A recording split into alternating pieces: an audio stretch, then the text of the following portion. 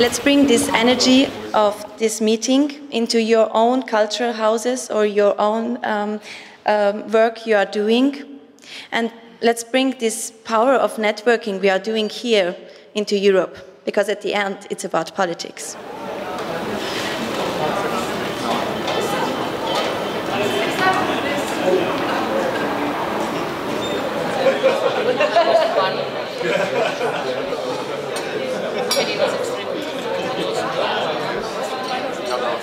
That's why I think that our discourses of these 2 days will be much better than the discussion that there are in our parliaments or in European parliaments. Because we are not just one network here, but we are dozens of cultural centers everywhere in Europe with hundreds of persons working there passionately and thousands of citizens participating in their community through these centers. So we are one of the most important, beautiful phase of Europe.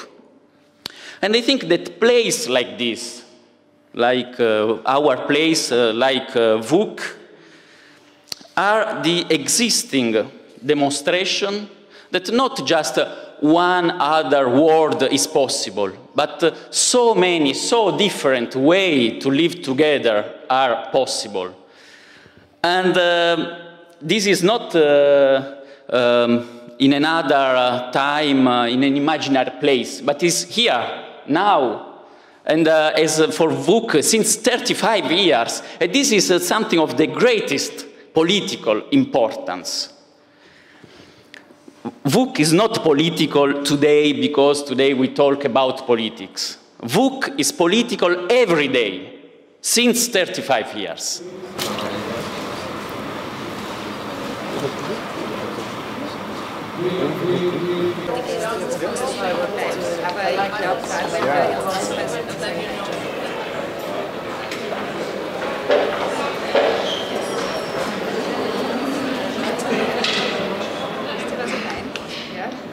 Weil Präsentation von meinem Gegenüber kann total spannend sein, dass ich möglicherweise auf meine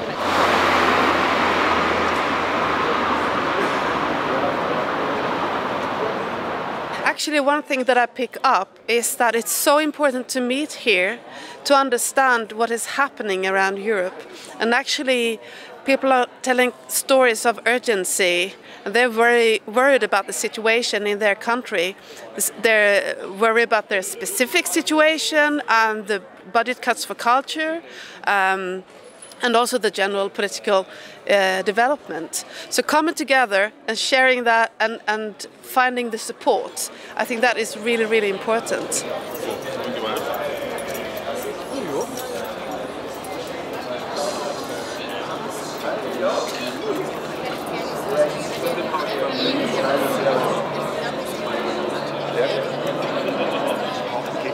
I think art can be a tool for change, and sometimes is, but quite often it's marginalized because of the history, because of the tradition, and because I think it has been marginalized, not so much because of art, but because of creativity and creative expression and the freedom of expression.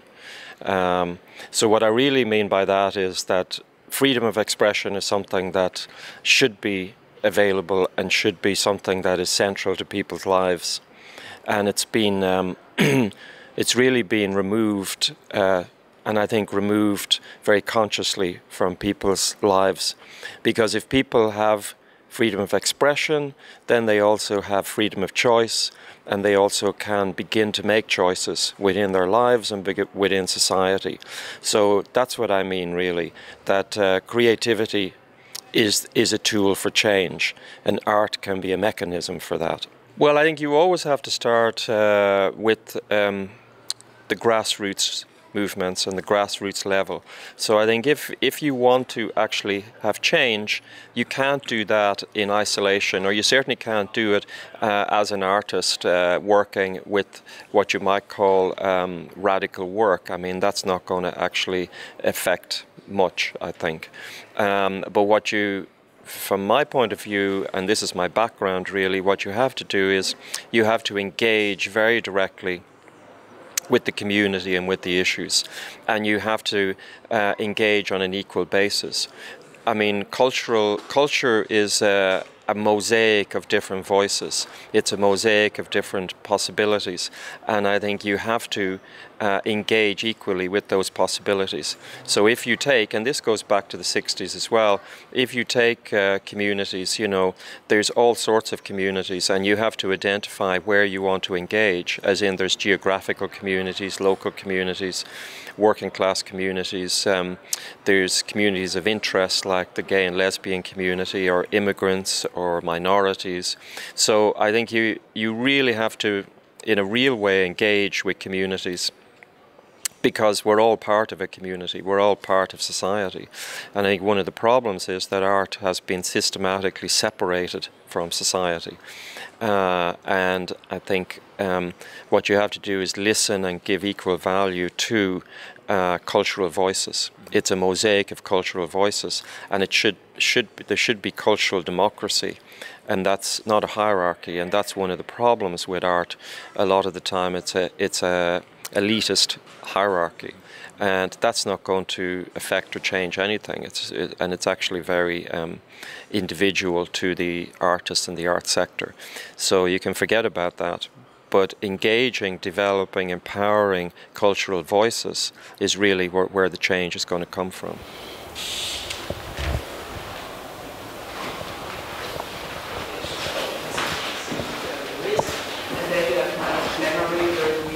Just report from the groups, and only if there are very problematic or difficult decisions to do that in the plenary. Some of the groups worked well, like the legal support group worked really, really well.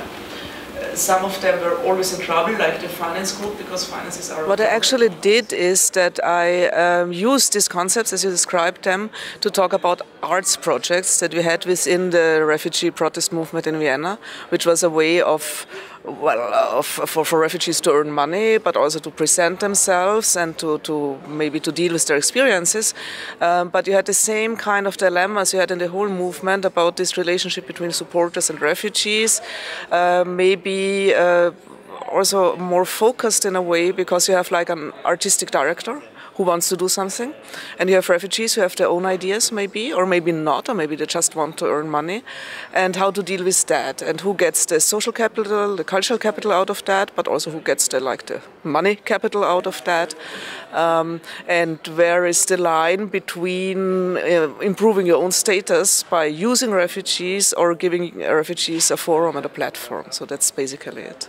Well, I know many examples which are somewhere maybe similar to these cultural centers at the borderline of art, culture, and doing other stuff. So, for instance, I'm now in connection with several projects which have more or less to do with food, with cooking, with catering, which also come out of the cultural field. I'm not sure. I think they're too new to say if they are best practices. But I guess it's somehow the way to go. Also to look at what can people, how can they survive, and what can we contribute to that. And maybe something that can come out of that is the question of cooperative work, of solidarity work, how to do that. I think there is a broad experience, especially in this field. And I know that some, like we talked about one project in Croatia now, and I know a similar one in Serbia, where it is about cooking or food production, but it's organized in cooperatives, and it also has a lot to do with discussing new ways of organizing work. We are doing a similar thing in Vienna, calling Migrating Kitchen, which also has this kind of similarity. So I think it's not by chance that these projects come somehow out of the cultural field, because there was also a lot of debate about how to democratize the economic sphere maybe, or how to reorganize it in a way which seems more apt to us than a completely capitalist kind of business. Huh?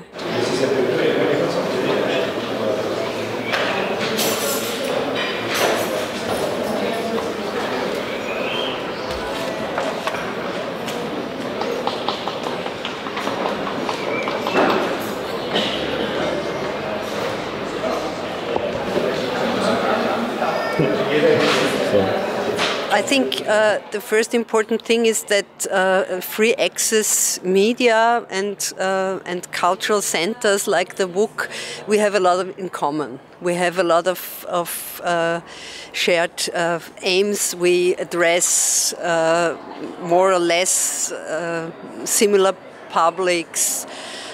And I think that what we also have in common, that our contribution to emancipatory cultural work or educational work is immense, and it's not seen enough. So I think that it's really important to cooperate more and to make the work that's done there seen.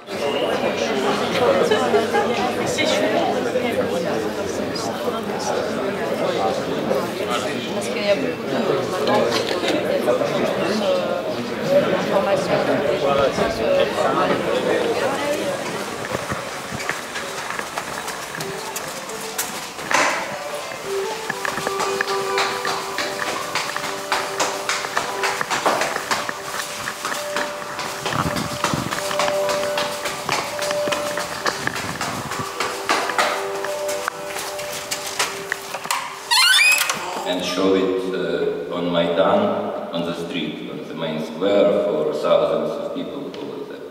And from this appears this group, Revolutionary Experimental Space.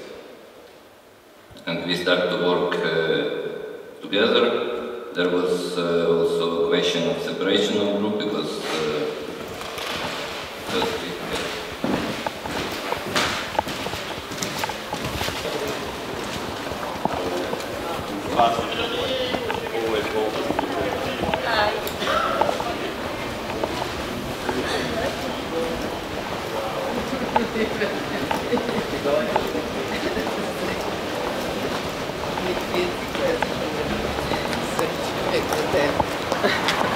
As a practitioner, as a curator, I'm very much kind of fascinated about the developments which happened after 2008, after the big collapse of the financial market. And this kind of moments or momentums where certain kind of utopias came to the picture again, which were maybe not so much new ones, but kind of reintroducing certain kind of activistic practices like what we could see at Occupy Wall Street or Gezi Park, which I will talk a bit about, artistic practices in Gezi Park movement. And I think this is something which is something very valuable, that it seems like that we have gone over the question of whether art must have an aesthetical kind of component or whether it's just about being activist. And I think that's impressive. My observation is that through those important moments in history, artists are now deciding to not want to rely on institutional frameworks anymore. So they just create. I mean, I will talk about a few projects which is about creating your own political parties, about creating a parliament for stateless states, and so on and so forth. And I think this is something which is probably symptomatic. I think that art has the responsibility not only working through the thing representation do, because you as a audience go into the theater and you see something and you think about, but I think our idea of political art means that always we are also opening spaces for people to make new experiences. For example, now with our work with Refugee Theatre, we make 1 hour of Jelinek performance and try to make really good theater, and then we have 1 hour of coming together between the audience and the refugee actors. So, and we talk about what people want to know. Sometimes it's more about why do people come here, about asylum system, about refugee politics, about racism, but it's giving a space to come together, something which you might not have in a theater. And also the theater, it takes the responsibility for all of our actors to come here. They're refugees. We cannot just put them on a stage, give them 50 euros after the show and say bye-bye. But if they need shelter, if they need Deutschkurs, if they need a job, if they need something to do in the afternoon, if they need a bicycle, it's our responsibility. So the theater also works. The network, our network is amplified by the theater, because the audience afterwards go to Facebook and like us, and we can ask them further on to give us a bicycle. So it's doing some sort of integral artist work that really tries to go into society, not only on the representational level. We can experience in the last years that there is an increasing discourse of thinking exhibitions as this kind of contact zones or platforms where people might come together to discuss, where it's more important that something can happen than that something is shown. Now, the question that remains is, why do we come together? And is this more part of an ongoing process of the capitalization of the process itself? Or is it an opportunity, a possibility to think together another possible future? And I hope that we will discuss along those lines. And if it is, then I hope that exhibition spaces might be places of maybe radical negotiation, but also of conflict. Sometimes in situations like in Austria now, I hope that they might be something like a refuge where things might remain sayable, even if there is quite a danger of a right-wing political situation. What I think is that it is important to address actually the ongoing conflicts, and my experience is that if you consider art spaces as places where these things can come on the table, they are on the table and people come.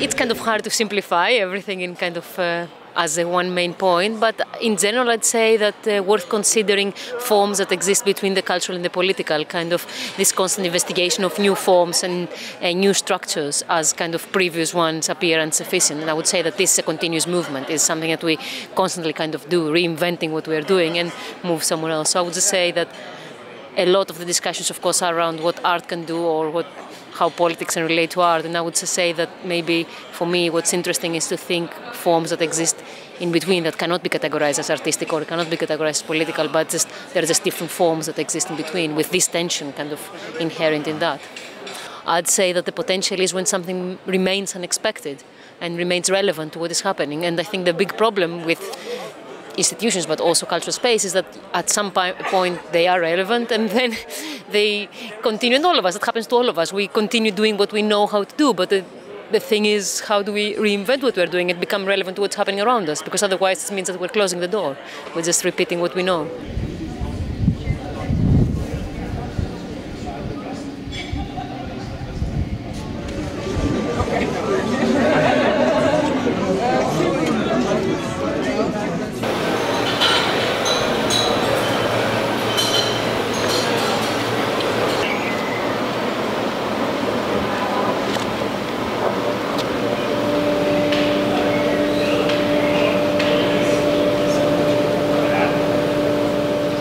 Repressive liberalism is a kind of re-articulation of neoliberalism, because neoliberalism is not about what the word says, new freedom.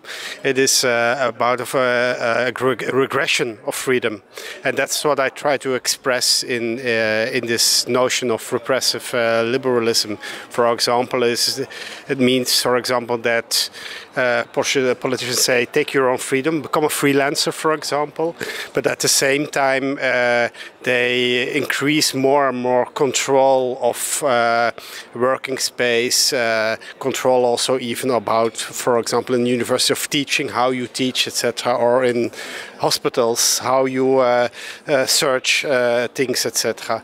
So there is a kind of paradox in this kind of neoliberalism, which at once I say, take your own freedom, become autonomous, take your own responsibility, and at the other side, it controls over and over, and it also privatizes control. So it means that a lot of private offices, etc., are involved in audits, accreditations, etc., which are in competition to control as the best, holier than the Pope. And this is a kind of very strange relationship which happens nowadays, in which we are involved. Kind of enormous bureaucracy at one side, not a state bureaucracy, a decentralized bureaucracy, organized by those private offices in competition of control, and at the other side the whole rhetorics about liberalism, take your own freedom, take your own responsibility. We see a kind of fashion nowadays in radical politics, etc., in a lot of biennials, art festivals, etc. All the debates, not all, but a lot of debates are about this. And this concerns me a little bit, because you see that it stays only on the what I call the discursive level and not in practice. And it is also almost commodified. This whole rhetorics of radical politics, etc. As I can give one example, in Tate Modern you have a bookshop, and in this bookshop you have classical, all the books from authors from A to Z, or artists from A to Z. You have photography, and then you have theory, but it's only critical theory. So critical theory is becoming a kind of commodity in this kind of art world, and this is a concern for me, that all those concepts are not used in practice, or that they have no practical use at all.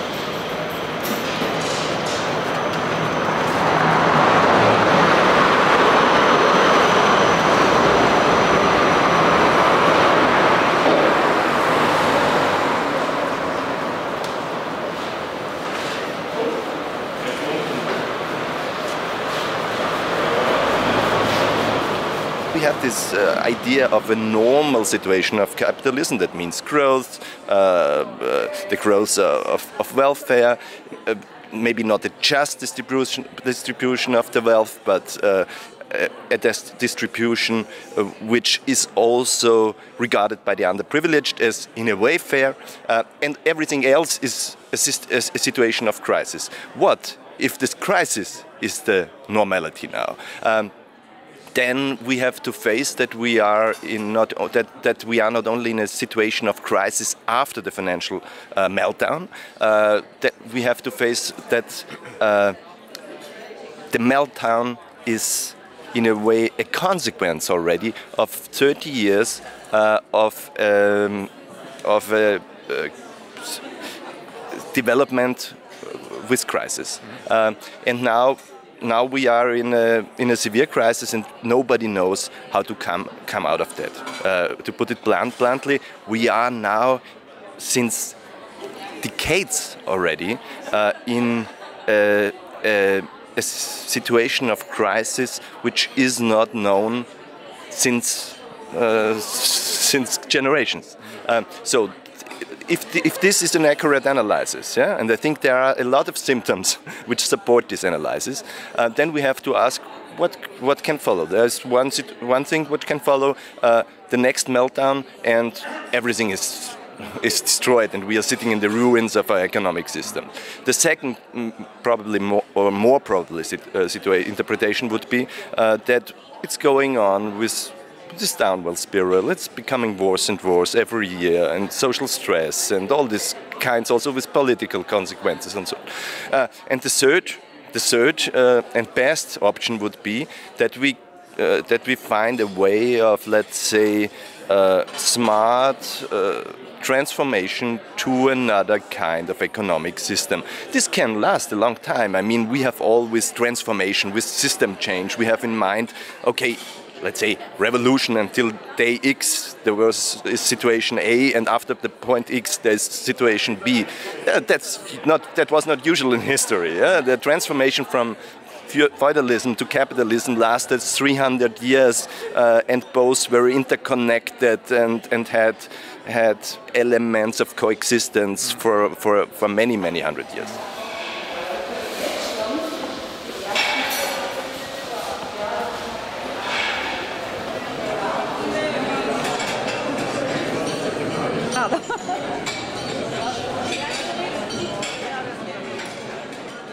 In Spain, through the Platform for Mortgage-Affected People, which is a housing movement that fights for the right to decent housing for all people. The main strategies we use, on the one hand, we use legal strategies. So we try to change the law around mortgages and rentals. So through popular legislative initiatives, so gathering signatures of people to then try to change the law. And then we also do a lot of direct action or civil disobedience. Okay. So going to block evictions in front of people who are being evicted, doing actions in banks to get people's debt forgiven from mortgage debt, and occupying empty buildings owned by banks. So these are the kind of strategies we do to address the moment of austerity we're living, and also the reality of the bailout and the rescue of the financial system and poverty for the people. So we're trying to change the situation. Well, I think there's a cultural dimension in terms of how we understand these processes, because they are very much part of the culture and very much part of how we interact and think about the world. So I think the creative strategies are really important, and to question that and to do that in a way that's innovative and to capture people's imagination. But I think also creative, also cultural entities, it's important to take political positions, and it's important to do things in very material terms. So I think we can learn from both in this way. We had a great workshop with guests from Greece and from Spain who told us about the struggles they're having there against austerity, specifically the struggle of the Spanish PA, the organization for people who are affected by mortgages, and how they're refusing to be kicked out of their houses and how they're organizing. They have over 230 groups in the whole country. It's really amazing. And for Greece, for the solidarity structures, the solidarity initiatives, how people are trying to survive the crisis together, and also solidarity with refugees. So we talked a lot about strategies that are on the ground, where people live, where people work, where people are actually meeting, not only in the social media or in the big capital cities, but where people actually are. And we talked a lot about how important it is to have individual problems that people are, economic problems, poverty, mortgages, and turn them into collective problems. Because these are actually social problems, and the fault of the politicians, of the economic systems. And it's so important that we empower ourselves by making it collective. And this is what these movements actually really accomplish.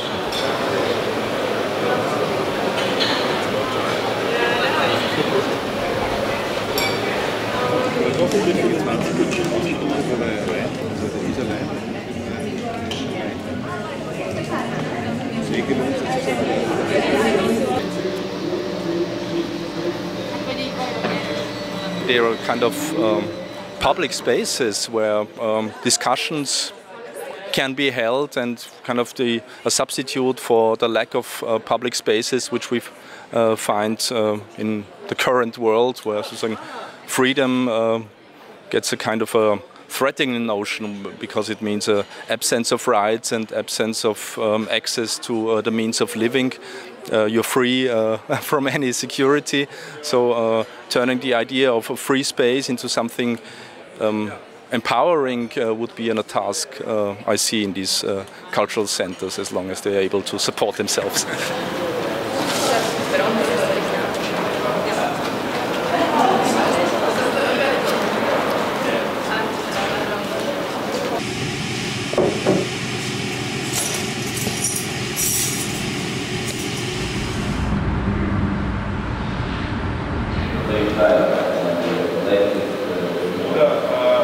One main thing that arrived in all the discussions was what is political and what we share in common. And if I were to share with you my experience, is that that may sound provocative, but I don't think that because we have so different contexts, and this has arose in many discussions with a lot of people that sit in this room, I don't think that knowledge is shareable to the extent that we think it is, and I don't think that empathy is shareable to the extent that we think it is. We may exchange information. I may tell you, for example, that since 2011, there has been zero funding in Greece, that 95% of the Greek players, actors are unemployed since 2011. That means that they starve, basically, and they keep on going. I may tell you that we are developing tactics, survival tactics to make this happen, because we have, on the other side, we have a booming in the arts in Greece.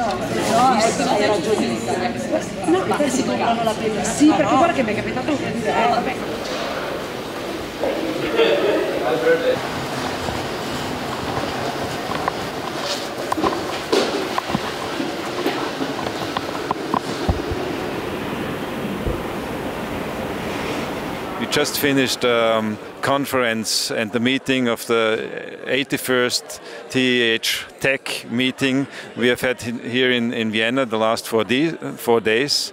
And as it turned out, it was a very interesting, a remarkable topic we discussed all the last 2 days.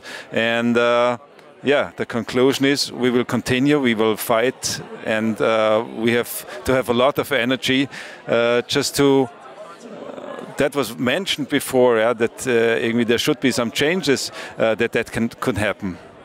I guess this conference showed the whole complexity of the topic, and I think that we saw in the closing session that there are very, very different opinions.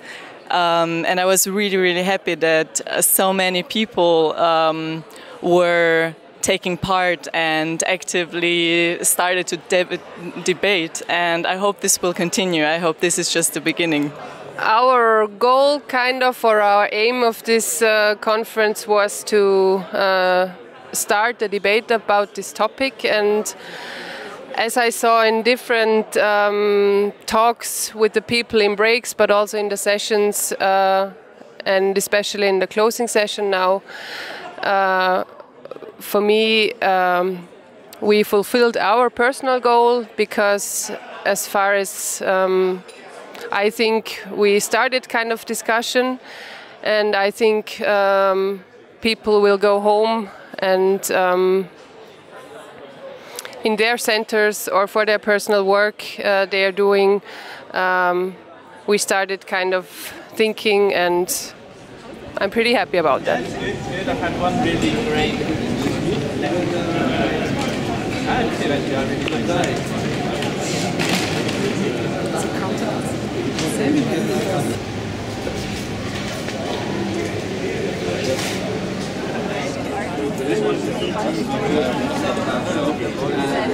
Now it's very fragmented.